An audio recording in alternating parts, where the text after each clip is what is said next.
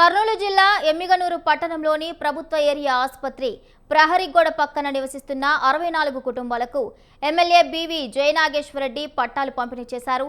Municipality స్థలంలో నివాసం ఉండటంతో ఖాళీ చేయాలని కోర్టు ఆదేశాలిచ్చింది. దీంతో 64 కుటుంబాలు రోడ్డున పడ్డాయి. స్వయంగా ఎమ్మెల్యేనే ఈ సమస్యను ప్రభుత్వం దృష్టికి తీసుకెళ్లి పరిష్కరించారు.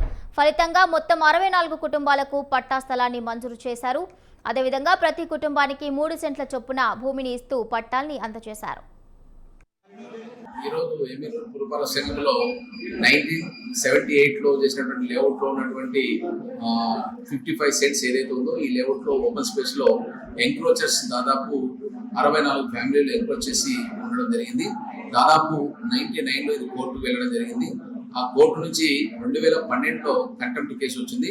కాబట్టి దాని ప్రకారంగా హైకోర్టు ఆదేశాల ప్రకారం ఇక్కడ ఎవరైతే ఎంక్రోచ్ చేస్తున్నారో వాళ్ళందరినీ పిలిపించి గౌరవ శాసనసభ్యులు గారు, ఎంఆర్ఓ గారు మేమందరం కూర్చొని గౌరవ కలెక్టర్ గారి యొక్క ఆదేశాల ప్రకారం మేమందరికీ కూడా వాళ్ళకి 3 సెంట్లు బనవాస దగ్గర ఏర్పాటు చేయడం జరిగింది. కాబట్టి వీళ్ళందరికీ